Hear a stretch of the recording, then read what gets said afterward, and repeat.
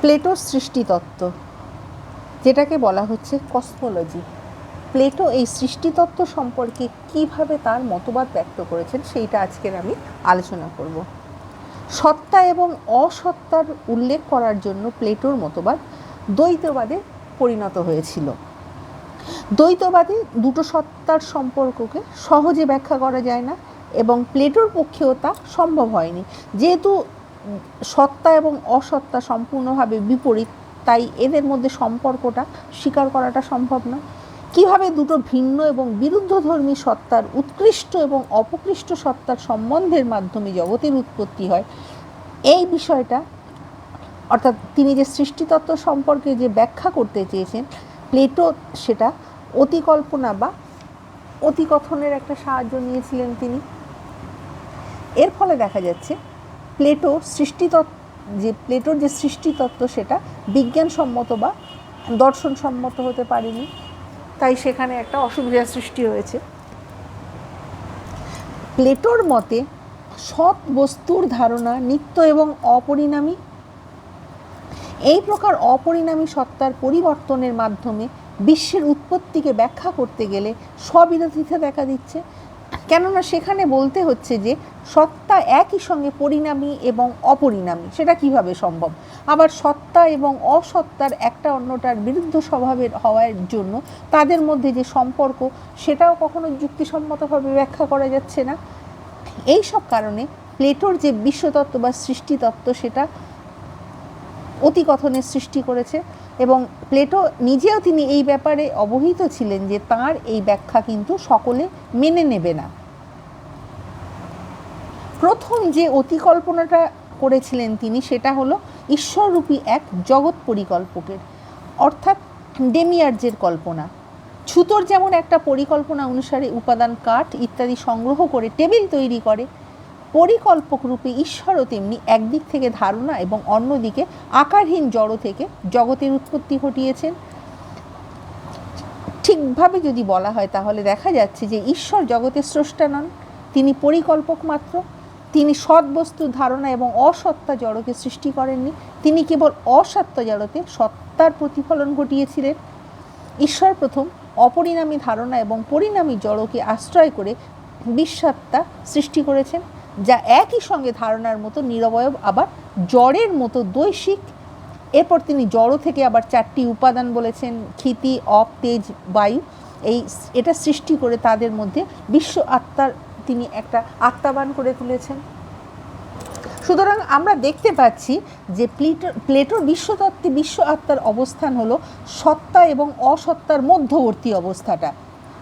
ধারণার মতো আত্মা হলো নিরবয়ব এবং অব্যয়, আবার জড়ের মতো আত্মা দৈশিক এবং স্থান জুড়ে থাকছে। আত্মা নিশ্চল নয়, সচল, আত্মশক্তিতে সচল। আত্মা কেবল নিজেকে চালিত করে না, দেহকেও চালিত করে। আত্মা সমগ্র জগতে পরিব্যাপ্ত এবং জগতের সৌন্দর্য, শৃঙ্খলা, সংহতির কারণ। এই বিশ্ব আত্মাই ধারণাই হলো জগৎ ও বস্তু জগতের বন্ধনসূত্র। ধারণার জগতের মতো বিশ্ব আত্মা এবং অশরীরী ও অমর, আবার বস্তু জগতে এই আত্মা দেশ জুড়ে অবস্থান করছে। বস্তু জগতের লক্ষ্য অভিমুখী গতি এবং পরিণতি ব্যাখ্যার জন্য প্লেটো বিশ্বের এই আত্মাকে অনুমান করেছে। মানুষের আত্মা যেমন তার দেহকে চালিত করছে, বিশ্বের আত্মা তেমনি জগৎকে চালিত করছে, তিনি এইভাবে ব্যাখ্যা করছেন। অর্থাৎ আমাদের দেহকে চালিত করছে আমাদের আত্মা, আর বিশ্বকে চালিত করছে জগতের যে আত্মা, বিশ্বাত্মা। দেখা যাচ্ছে বিশ্ব আত্মা ছাড়াও ঈশ্বর বিভিন্ন গ্রহ নক্ষত্রের আত্মার বা দেবদেবীর সৃষ্টি করেছেন। মানুষের চিন্তাশীল আত্মার সৃষ্টি করেন এবং মানুষের ভোগের জন্য এই পৃথিবীর বৃক্ষ, তরুলতা, পশু পাখির সৃষ্টি করেছেন। তবে প্লেটোর বিশ্বতত্ত্বে বহু ঈশ্বরের উল্লেখ থাকলেও প্লেটো কিন্তু নির্দিষ্টভাবে তাদের প্রতি কোনো পার্সোনালিটি আরোপ করেননি।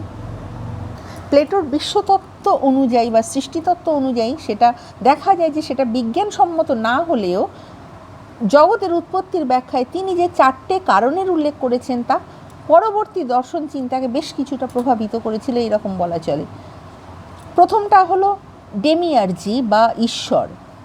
জগতের উৎপত্তির ক্ষেত্রে ঈশ্বর হলো এক সক্রিয় কারণ এবং সঠিক অর্থে ঈশ্বর জগতের স্রষ্টা নন, তিনি কেবল পরিকল্পক। ঈশ্বর জগৎকে শূন্য থেকে সৃষ্টি করেননি, অসৃষ্ট উপাদান সহযোগে আকার দিয়েছেন মাত্র। ঈশ্বর জড়জগতের এবং মানব জগতের শক্তি ও গতির মূল উৎস। ব্যক্তিত্ব সম্পন্ন না হলেও ঈশ্বর জগতের কেবল মঙ্গলের কারণ, অমঙ্গলের নয়। যে যা কিছু ভালো সব কিছুর তিনি কারণ, কিন্তু যেগুলো খারাপ হচ্ছে সেগুলোর তিনি কারণ নন। নাম্বার 2, জগতের মূল রূপে আদর্শ, প্যাটার্ন অ্যাজ আর্কেহাইটিপ। জগৎ সৃষ্টির যে ঈশ্বরের খেয়াল প্রসূত সেটা কিন্তু নয়, তাহলে এক আদর্শ প্রণোদিত শাশ্বত ধারণার জগতের এক সনাতন এবং মূল আদর্শ অনুসারে ঈশ্বরেই জগৎকে আকার দিয়েছেন। এই অনাদি এবং সনাতন আদর্শই জগতের সৌন্দর্য, শৃঙ্খলা, সংহতি এবং নিয়মানুবর্তিতার উৎস। নাম্বার 3, আধার বা গর্ভ, রিসেপ্টেবল যেটাকে বলা হচ্ছে, অর ম্যাট্রিক্স যেটাকে ইংলিশে বলা হচ্ছে। অসত্তা বা জড় হলো সমুদয় সৃষ্টিকার্যের আধার বা গর্ভগৃহ, যার উপর ভিত্তি করে জগতের প্রকাশ ঘটে। এই আধার স্বরূপত নির্বিশেষ এবং সমস্ত বিপর্যয় ও অমঙ্গলের কারণ। নাম্বার 4, কল্যাণ বা মঙ্গলের ধারণা, আইডিয়া অফ দ্য গুড। বিশ্ব ব্যবস্থার সমস্ত উদ্দেশ্য, লক্ষ্য, পরিণতি ও মূল্যের উৎস হলো মঙ্গলের ধারণা বা আকার। প্লেটো অনেক ক্ষেত্রে মঙ্গলের ধারণাকে ঈশ্বরের সমতুল্য বলেছেন, কখনো আবার মঙ্গলের ধারণাকে ঈশ্বর রূপে গণ্য করেছেন। এই প্লেটোর যে বিশ্বতাত্ত্বিক ব্যাখ্যা, অ্যারিস্টটল সেটা প্রত্যাখ্যান করলেও কারণের যে আলোচনায় অ্যারিস্টটল প্লেটোকে অনুসরণ করে 4টি উপাদানের উল্লেখ করেছেন। প্রথমটা হলো নিমিত্ত কারণ, এফিসিয়েন্ট কজ, যা প্লেটোর ঈশ্বরের সঙ্গে তুলনীয়। নাম্বার 2, আকারগত কারণ, যেটা ফর্ম্যাল কজ, যা প্লেটোর আদর্শের সঙ্গে তুলনীয়। নাম্বার 3, উপাদান কারণ, মেটেরিয়াল কজ, যা প্লেটোর অসত্তা, জড়ের সঙ্গে তুলনীয়। এবং আরেকটা যেটা হলো নাম্বার 4, পরিণতি বা অন্তকারণ, ফাইনাল কজ, যা প্লেটোর মঙ্গলের ধারণার সঙ্গে তুলনীয়। তিনি মঙ্গলের ধারণাটাকে তিনি বেশি গুরুত্ব দিয়েছেন এবং ভালো বলেছেন, ঈশ্বরের সঙ্গে তিনি সমতুল্য বলে মনে করেছেন। কেবল অ্যারিস্টটলের কারণতাবাদ নয়, পরবর্তীকালে অনেক মতবাদ, যেমন নব্য প্লেটোপন্থীদের সৃষ্টিতত্ত্ব, ইহুদিদের সৃষ্টি সংক্রান্ত মতবাদ, স্কলাস্টিক দর্শনের বিশ্বতাত্ত্বিক মতবাদও প্লেটোর মতবাদের দ্বারা বিশেষভাবে প্রভাবিত হয়েছিল। বলা চলে একমাত্র ধারণাবাদ ছাড়া প্লেটোর অন্য কোনো মতবাদই পরবর্তী দর্শন চিন্তাকে দীর্ঘকাল ধরে এত বেশি প্রভাবিত করতে পারেনি। আমার ভিডিও তোমাদের ভালো লাগলে লাইক, কমেন্ট, শেয়ার এবং সাবস্ক্রাইব করতে ভুলো না। নেক্সট টাইম আমি আরও একটা নতুন ভিডিও নিয়ে তোমাদের সামনে উপস্থিত হব।